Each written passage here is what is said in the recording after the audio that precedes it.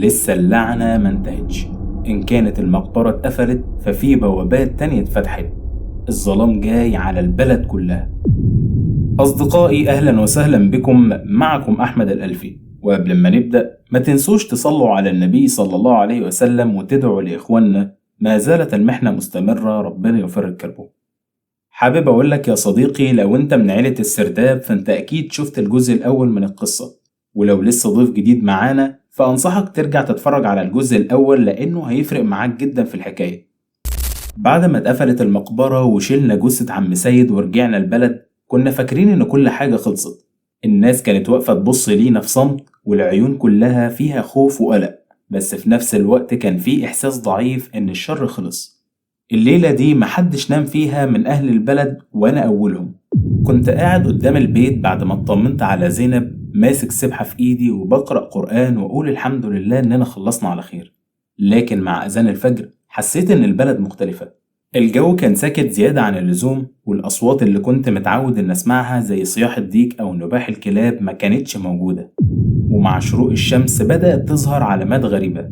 البيوت اللي حوالينا كان على حيطانها رموز صغيرة مرسومة بالفحم أو التراب الأحمر، نفس الرموز اللي كنا شايفينها على جدران المقبرة. والستات كانوا بيصحوا من النوم بيلاقوا على عتبات بيوتهم حبوب ذرة متبعترة أو ريش طيور غريبة أو شوية تراب أحمر معمولين دايرة صغيرة. في الأول الناس افتكرت إن ده حد بيهزر أو بيحاول يخوفهم، لكن لما العيل الصغير حسن ابن عمتي رجع من الجامع الصبح مرعوب وقالوا إنه شاف واحد ماشي في الشارع جسمه زي الدخان وماشي من غير ما رجله تلمس الأرض، البلد كلها اتقلبت. في الوقت ده أنا كنت بحاول أقنع نفسي إن اللي بيحصل ده تهيؤات بعد اللي عشناه في المقبرة، لكن حتى زينب بنتي اللي رجعت من المقبرة وهي نصها روح تانية كانت بتتصرف تصرفات أغرب. بتقعد تبصلي ساعات من غير ما تتكلم، وبالليل بسمعها بتكلم نفسها. ومرة صحيت على صوتها وهي واقفة في البلكونة بتقول حاجة مش مفهومة بلغة غريبة عني ما سمعتهاش قبل كده. الرجالة في البلد بقت بتقفل المحلات بدري، والشيوخ اجتمعوا تاني عند بيتنا وقالوا إن الشر لسه موجود مخلصش، وإن اللي بيحصل ده بداية حاجة أكبر. واحد من الشيوخ دي شيخ كبير في السن قال كلام خلاني اتجمدت مكاني. اللعنة ما خلصتش، لأن الدم ما كانش دمكم بس، الدم ده فتح بوابات تانية، ودي مش بوابة واحدة. وبالليل حصل أول حادث حقيقي. بيت أبو أحمد اللي ساكن في أول البلد اتملى دخان أسود فجأة، والناس خرجت تجري علشان تلحقه. لقوه هو ومراته قاعدين على الأرض مش قادرين يتكلموا، وشوشهم كلها كانت صفرة كأن الدم هربان منهم. وعلى حيطان البيت مرسوم شكل جندي فرعوني بالتراب الأحمر بالظبط زي اللي شفناه عند المقبرة. الراجل لما فاق بعد كذا ساعة ما كانش فاكر حاجة غير انه كان سامع حد بيقوله ان الدور جاي عليكم. وفي الوقت ده البلد كلها دخلت في رعب حقيقي. الستات ما بقوش يطلعوا من البيوت، والأطفال بقوا بيعيطوا من غير سبب، والرجالة بقت بتتجمع على القهاوي من الخوف علشان ما يبقوش لوحدهم. وكل ليلة كلاب البلد كانت بتصيح بصوت غريب كأنهم بيحذرونا من مصيبة جاية. وكنا بنلاقي نفس الدوائر من التراب الأحمر متوزعة قدام البيوت. ساعتها أنا عرفت إن اللي بيحصل مش هيمشي لوحده. اللعنة اللي كنا فاكرينها خلصت لسه في أولها.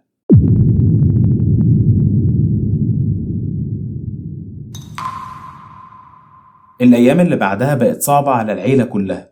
مصطفى كان بيحاول يظهر قدام أسرته إن هو متماسك، لكن جواه كان فيه توتر واضح. من يوم المقبرة والبيت بقى فيه حاجات مش مفهومة بتحصل، مش مجرد إحساس. أول حاجة حصلت كانت عند بيت عم سيد. الجيران حلفوا إنهم شافوا نور بيولع ويطفي لوحده في الدور التاني وقت الفجر، مع إن في الوقت ده الكهرباء في البيت كانت مقطوعة. وواحدة من الستات قالت إنها سمعت صوت خطوات حد بيمشي في الطرقة عندهم بالليل، ولما فتحت الباب ما لقيتش حد. في نفس الليلة مصطفى نفسه رجع متأخر من الشغل، وهو معدي من الشارع اللي جنب المقبرة لقى بابين لبيوت مقفولين بس مقبضهم بيتحرك كأن حد بيحاول يفتح من جوه. وقف يبص لثواني لقى البابين اتفتحوا بس مفيش حد وراهم. حاول يقنع نفسه انه ممكن يكون من الهوا، لكن شكل الباب بعد ما فتح ببطء قدامه وهو مفيش حد وراه خلى قلبه يدق بسرعة. وفي بيت محمود ابن عم سيد اللي مات بسبب المقبرة حصل موقف أغرب. أمه كانت نايمة وسمعت أصوات همهمة في الصالة، صوت رجالة كبار بيتكلموا بطريقة تشبه الهمس. قامت تبص ما لقيتش حد. النور كان شغال في الصالة رغم انها كانت متأكدة انها طفته قبل ما تنام، وبعدين بدأت حاجات بسيطة تتكرر، شبابيك تتقفل فجأة رغم إن مفيش هوا، ومفاتيح تقع من على الترابيزة من غير ما حد يلمسها، وكلاب البلد كانت بتهوهو على البيوت اللي تخص العيلة بس وتفضل واقفة قدامها بالساعات. مصطفى بيحكي إنه في يوم وهو راجع لقى الطريق الرئيسي اللي بيودي للجبل عليه علامات بالطباشير الأبيض مرسومة على الأرض على شكل مثلثات ودواير، محدش من أهل البلد اعترف إن هو رسمها، وبعدها بساعات اتشالت العلامات كأنها ما كانتش موجودة أصلا. والأطفال في الشارع كمان بقوا يحكوا حاجات غريبة. في بنت صغيرة قالت لأمها إنها كل ما تعدي من قدام بيت عم سيد بتسمع حد بينادي عليها باسمها من جوه البيت، وابن خالتها حكالها إنه حلم متكرر بباب حجري بيتفتح، وكل ما يحاول يقفله بيسمع صوت بيقوله جيت متأخر. والرجالة في القهوة بقوا يتكلموا ويحكوا مع بعض عن مواقف حصلت لهم. واحد قال إنه وهو ماشي بالليل شاف ظل شخص بيمشي قدامه ولما بيقرب منه ملقاش حد.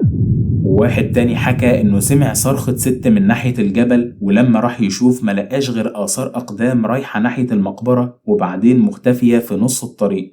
ومصطفى نفسه بقى بيحس إن كل ما يفتح الراديو أو التلفزيون يلاقي التشويش بيزيد فجأة لما يجي سيرة المقابر في الأخبار أو البرامج. ومرة كان بيشوف مسلسل وسمع صوته هو نفسه بيتكلم جوه المسلسل بدل الممثل، صوته في الخلفية بيقول لسه ناقص. قفل التلفزيون وقعد ساكت وهو مش فاهم حصل ايه. الحاجات دي كلها ما كانتش مجرد إحساس بجو غريب، بالعكس دي كانت وقائع بتحصل قدام عينيهم وبتخلي كل واحد يسأل نفسه هل إحنا فعلا فتحنا على نفسنا باب مش قادرين نقفله؟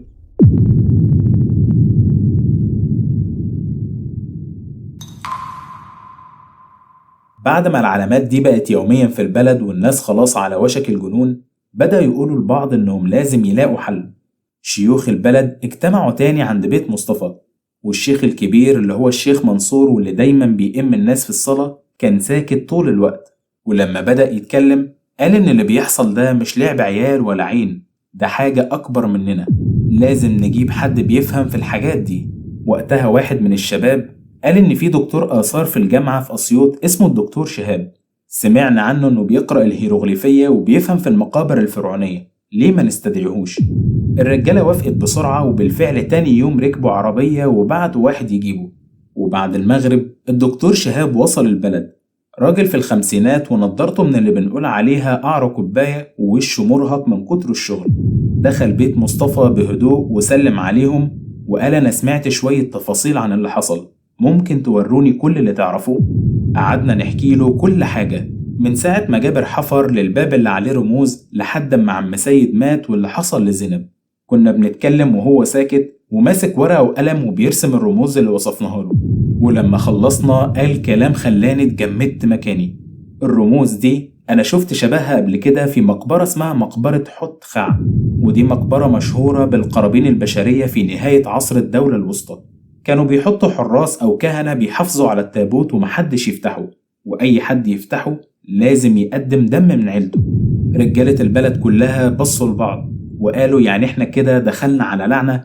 رد عليهم وقال اللعنة دي مش بمعنى السحر اللي بيطلع لكم عفاريت، دي معتقدات فرعونية قديمة، كانوا بيحطوا إشارات وتحذيرات ويستخدموا بخور وأعشاب لها تأثير على النفس، بس لما واحد بيصدق إن فيه لعنة خوفه بيخليه يشوف ويسمع حاجات مش موجودة. وقتها الشيخ منصور قال طب والرموز اللي بتظهر عند البيوت؟ الدكتور شهاب قال له ممكن يكون حد بيقلد الرموز دي أو البخور اللي لسه موجود في المقبرة بينتشر، في أسباب كتير، بس الأكيد إنكم لما فتحتوا المقبرة حركتوا حاجة كانت متسابة في حالها. الكلام ده مريحش حد بس حسسهم إن في عقل بيفكر. الدكتور شهاب في الآخر قال اللي تقدروا تعملوه إنكم ترجعوا كل حاجة زي ما كانت، تسدوا المدخل بالحجر الأصلي وتمنعوا حد يقرب تاني، وأنا هساعدكم في قراية النقوش اللي على الجدران وهعرفكم كانت بتقول إيه بالظبط. في الوقت ده الرجالة وافقوا، والشيخ منصور بدأ يقرأ قرآن بصوت عالي، والدكتور شهاب قعد يرسم ويترجم النقوش. كان واضح إننا هنضطر ننزل المقبرة تاني، بس المرة دي مش علشان نطلع حاجة، المرة دي علشان نسد الباب ونفهم إيه الرسالة اللي متسابلنا.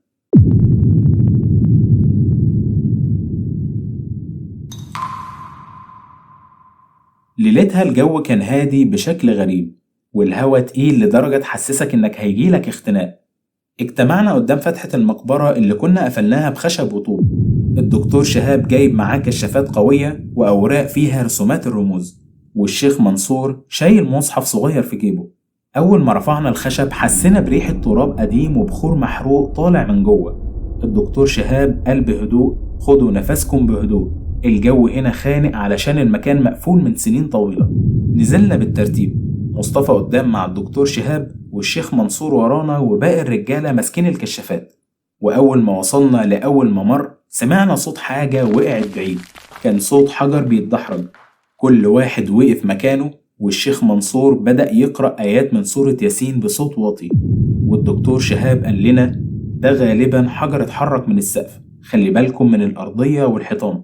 كنا ماشيين في الوقت ده على أطراف رجلينا لحد ما وصلنا للباب اللي عليه النقوش. الغبار كان مغطيه، لكن الرموز باينة أكتر من الأول، زي ما يكون اتنضفت بنفسها. الدكتور شهاب مسح عليها بإيده وقال: الكلام هنا بيقول: من دخل هذا المكان دون إذن يترك ما أخذ ويغلق الباب ليغفر له. رجالة البلد ابتدوا يتحركوا بسرعة علشان يرجعوا الحجر مكانه. جابوا البلوكات القديمة وحاولوا يسدوا الفتحة، بس واحنا شغالين بدأنا نحس بأصوات همس زي وشوشة ناس جاية من بعيد، والصوت واضح كأنه طالع من الممرات الجانبية. الشيخ منصور رفع صوته بالقرآن أكتر، والدكتور شهاب كان بيحاول يركز في الترجمة وبيقول: ما تسيبوش خوفكم يسيطر عليكم، الهوا الساكن ده بيعمل صدى للصوت وبيوهمكم إن في ناس معانا في المكان. في الوقت ده الجو بقى ضيق جدا، وبقينا حاسين بخنقة شديدة، والريحة بقت زي ريحة أعشاب محروقة. وواحد من الرجالة وقع على ركبته من الدوخة، والشيخ منصور مسكه وقال له: قوم يا ابني، الريحة دي ريحة بخور قديم، استغفر واقرأ معايا. بعد ساعة تقريبا من الشغل قدرنا نسد المدخل زي ما كان، والدكتور شهاب كتب على الورق آخر النقوش وقال: الرسالة التانية بتقول: ما بني يترك كما بني، وما حرك يعاد. يعني لازم كل حاجة ترجع مكانها الأصلي بالظبط. طلعنا من المقبرة واحنا شبه مش قادرين نتنفس. أول ما خرجنا للهواء الطبيعي حسينا إن احنا كنا ميتين ورجعنا للحياة مرة تانية. وقتها الشيخ منصور قال: اللي علينا عملناه وأخدنا بالأسباب، وهنسيب بقى كل حاجة على ربنا. بس واحنا مروحين كان في إحساس غريب إن البلد لسه مش هترجع زي ما كانت بسهولة. والدكتور شهاب بنفسه كان ساكت وبيبص على الورق، وفي عينيه قلق ما بيخلصش.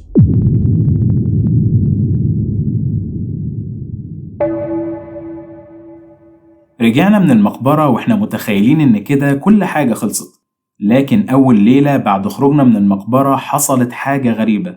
الأجواء بقت غريبة أكتر من الأول، والبلد كلها ساكتة كأنها مهجورة.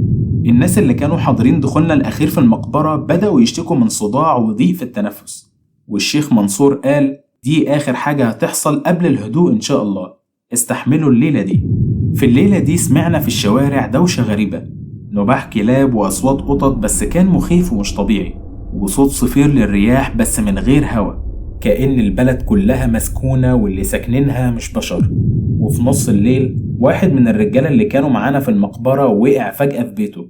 قالوا إن هو اتصاب بأزمة قلبية من التوتر والخوف، ومات بشكل غامض ومفاجئ من غير أي مقدمات. وقتها الخبر انتشر في البلد، وكلنا حسينا إن هو ده التمن الأخير اللي كانت المقبرة طالبة إنها تحصده.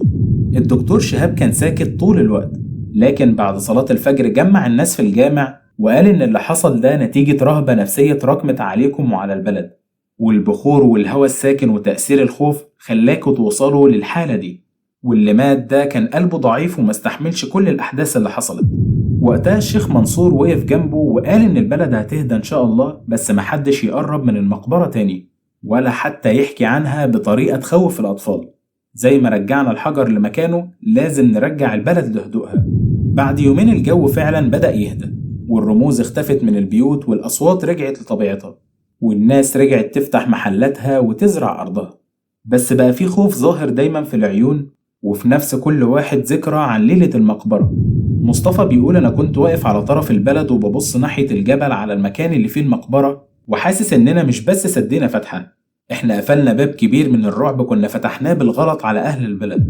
الدكتور شهاب ركب عربيته وودعنا، وقال إن الدرس اللي لازم تتعلموه إن مش كل باب بيتفتح، ومش كل سر لازم يتكشف.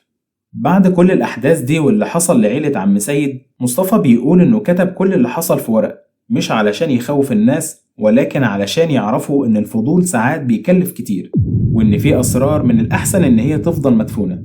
قولوا لنا رأيكم في التعليقات وحابين نتكلم عن إيه في القصة الجاية، بحب أشوف آرائكم ومقترحاتكم. وبس كده بتنتهي قصتنا النهاردة. وقبل الختام ما تنسوش تدعمونا بلايك واشتراك في القناة علشان يوصل لكم كل قصة جديدة وكل غموض جديد. همتكم معانا أصدقائي علشان نوصل الفيديو ده لأكبر عدد ممكن. وفي الختام، سبحانك اللهم وبحمدك، أشهد أن لا إله إلا أنت، أستغفرك وأتوب إليك، والسلام عليكم.